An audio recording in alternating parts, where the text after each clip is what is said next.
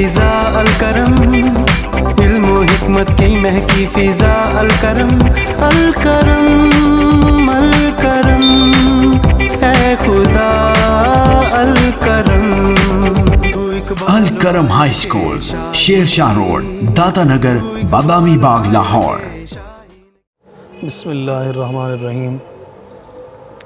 السلام علیکم عزیزم طلباء و طالبات، میں محمد Fahad Safdar, Al-Karam high school, Sher Shah road, بادامی باغ، داتا نگر کی طرف سے آپ کی خدمت میں اسلامیہ کلاس ہفتم کی اسلامیات کے سبق خطبہ حجت الوداع کے اہم نکات کے ساتھ حاضر ہوں۔ عزیزم طلباء و طالبات، کل ہم نے خطبہ حجت الوداع کے بارے میں کچھ پڑھا تھا۔ آج ہم دیکھیں گے خطبہ حجت الوداع کے نکات کیا تھے، کون سی ایسی شکیں تھیں جو آپ صلی اللہ علیہ وآلہ وسلم نے بتدریج ان کی اشاعت بھی فرمائی اپنے دور میں، اور خطبہ حجت الوداع میں بھی انہیں تاکیداً بار بار ذکر فرماتے رہے۔ عزیزم طلباء و طالبات، دنیا کے بارے میں آپ صلی اللہ علیہ وآلہ وسلم کی حدیث مبارکہ ہے، الدنیا مزرعۃ الآخرہ، کہ دنیا آخرت کی کھیتی ہے۔ اور قرآن پاک میں اللہ تبارک و تعالیٰ کے ارشاد عالی شان ہے، کل من علیہا فان ویبقی وجہ ربک ذو الجلال والاکرام، کہ ہر چیز نے فنا ہو جانا ہے، ہر چیز فانی ہے، اگر کچھ باقی رہے گا اس کائنات میں تو وہ اللہ تبارک و تعالی رب ذو الجلال کی ذات ہے۔ عزیزم طلباء و طالبات، آج کے سبق میں خطبہ حجت الوداع یعنی آپ صلی اللہ علیہ وسلم نے جس مذہب، جس آئین، جس دستور، جس قانون کے تحت زندگی گزارنے کا درس دیا وہ ہمارے سامنے ہے۔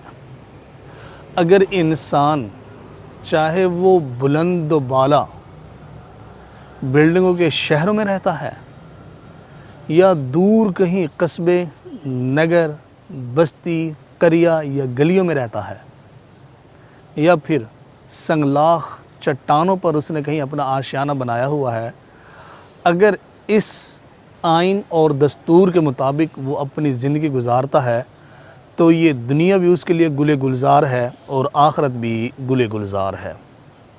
عزیزم طلباء و طالبات، آئیے میں آپ کو ذرا بتا دوں کہ خطبہ حجت الوداع کے اہم نکات کیا تھے۔ پہلا تھا بیٹے مساوات کا درس۔ اسلام وہ نقطہ نظر رکھتا ہے کہ جس میں تمام کو ایک ہی نظر سے دیکھتا ہے، قوم، قبیلہ، نسل، خاندان، مالداری، غربت، عزت، شرافت کے بارے میں اللہ تبارک و تعالیٰ نے اپنا نظریہ پیش فرمایا، ان اکرمکم عند اللہ اتقاکم، کہ بے شک اللہ کے نزدیک تم میں سے عزت والا وہ ہے جو تم میں سے پرہیزگار ہے۔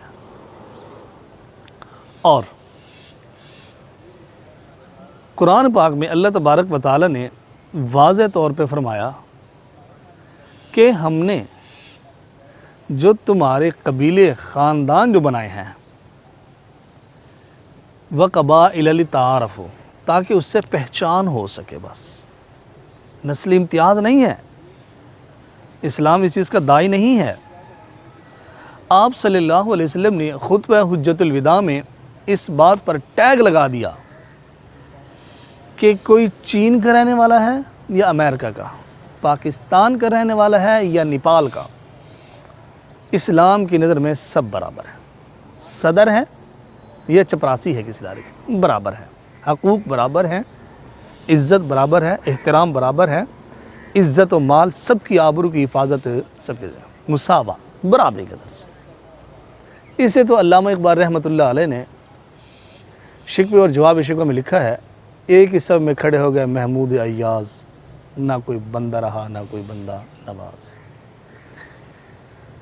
کالے، گورے، اعلیٰ خاندان، ادنا خاندان، یہ ہمارے اپنے ساختہ الفاظ ہیں۔ آپ صلی اللہ علیہ وسلم نے اس کی سختی سے تردید فرمائی، برابری کا درس دیا۔ آگے وحدت و اخوت. آپ صلی اللہ علیہ وآلہ وسلم نے جب ریاست کا قیام دیا تو سب سے پہلے آپ نے ان میں مواخات، بھائی چارے کی فضا قائم فرمائی کہ تم سب آدم کی اولاد ہو، بس اس سے زیادہ تمہارا آپس میں کوئی نہیں ہے. آدم کی اولاد ہو اور آپس میں تم نے اس طرح رہنا ہے. آپ صلی اللہ علیہ وسلم نے اتفاق اور اتحاد پر جتنا زور دیا ہے شاید ہی آپ صلی اللہ علیہ وسلم نے کسی اور بات پر اتنی تاکید فرمائی ہو. امن و سکون. اسلام امن، بھائی چارے، آشتی، اخوت کا پرچار کرتا ہے. اسلام کسی بھی قسم کی سختی، تشدد، معاشرتی بگاڑ، ثقافتی اور نظریاتی امتیاز کی سختی سے تردید کرتا ہے، اس کی تائید نہیں کرتا. عزیزم طلباء طالبات، اسلام ہر حال میں امن کا پرچار کرتا ہے. اسلام دوسرے کی مال، عزت، آبرو اور معاشرتی بگاڑ کی سخت خلاف بات کرتا ہے اور حکم دیتا ہے. سودی کاروبار کا خاتمہ.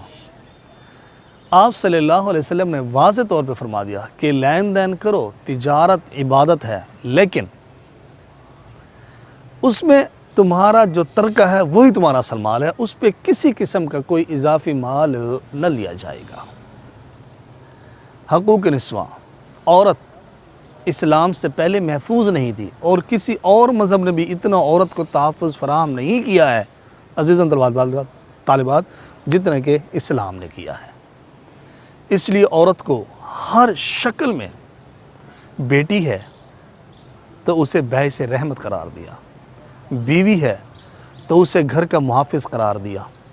فالصالحات قانتات حافظات للغیب کہ نیک بیویاں شوہر کی عدم موجودگی میں اس کے گھر کی محافظ نگہبان ہوتی ہیں. اور اگر ماں کے روم میں ہے تو فرمایا الجنت تحت اقدام الامہات. اور اگر بہن کے روم میں ہے تو عزت اور احترام کا جو مقام عطا فرمایا ہے اللہ تبارک و تعالی نے، عورت کسی اور مذہب میں اپنا عزت، احترام اور مقام تلاش تو کرے، میں آپ کو گواہ بنا کے کہہ رہا ہوں عزیزاً طلباء طالبات، صرف یہ اسلام ہی مذہب ہے جتنا عورت کو اتنا تحفظ فراہم کیا ہے. جان، مال، عزت، احترام. اسلام کے آئین اور دستور کے مطابق ہم ایک دوسرے کی جان اور مال کے محافظ تو بن سکتے ہیں، لٹیرے نہیں بن سکتے. ہمیں رہبر بننے کو کہا گیا ہے، اسلام نے راہزن بننے سے منع فرمایا ہے. عزت اور احترام. اگر چھوٹے ہو تو اللہ تبارک آپ صلی اللہ علیہ وسلم نے فرمایا کہ لیس منا من لم یرحم صغیرنا، کہ وہ ہم میں سے نہیں جو ہمارے چھوٹوں پر رحم نہ کرے، ولم یوقر کبیرنا، اور ہمارے بڑوں کی عزت اور احترام نہ کرے.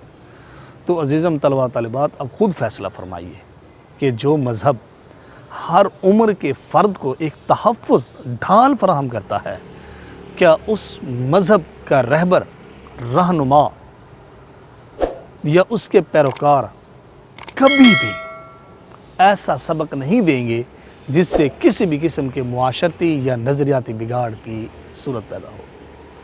ہدایت الہی کا ذریعہ. آپ صلی اللہ علیہ وسلم نے فرمایا خطبہ حجۃ الوداع میں کہ میں آپ کے سامنے دو چیزیں چھوڑی جا رہا ہوں، کتاب اللہ اور سنت رسول اللہ صلی اللہ علیہ وسلم.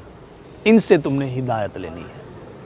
ان سے ہدایت یعنی تلاش کرو، اچھائی جہاں سے بھی ملے لے لو، اور برائی کو دیکھو تو نظر پھیر لو. اگر اللہ تبارک و تعالی نے صراط مستقیم عطا کر دیا ہے تو اس نعمت کا شکر بجا لاؤ، اور اگر اللہ تبارک و تعالی نے نعوذ باللہ کہیں ناراضگی ہے اللہ کی اور اس سے دور رکھا ہے تو اس پر استغفار کرو.